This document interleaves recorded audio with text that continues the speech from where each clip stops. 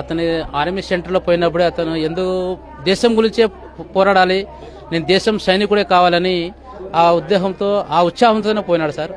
ఆ దేశం గురించి నా కొడుకు యుద్ధం చేసి ప్రాణం చేసినాడు. మాతో లాస్ట్ నిన్న 8 గంటలకు మాట్లాడా సార్. మమ్మల్తో వీడియో కాల్ చేసిండా, నాతో వాళ్ళ అమ్మతో మాట్లాడినాడు, మా ఇంట్లో వాళ్ళతో అందరితో మాట్లాడినాడు. అదే లాస్ట్ కాల్. నేను చెప్పాడు ఏమన్నా యుద్ధం వస్తుంది భయంగా ఉంది అంటే ఫేస్ లో చెప్పాడు సార్ ఏమన్నా? ఇది ఇట్లా చెప్పలే. యుద్ధము ఒకవేళ యుద్ధం ముందు నుంచి చేస్తే మేమే చేయలే పరిస్థితి అవుతుంది. అది చేయలే, కంపల్సరీ చేయలే. దానికి మేము చేయకుంటే మమ్మల్ని అటాక్ చేస్తారు వాళ్ళు. యుద్ధం చేయాలా అని అన్నాడు.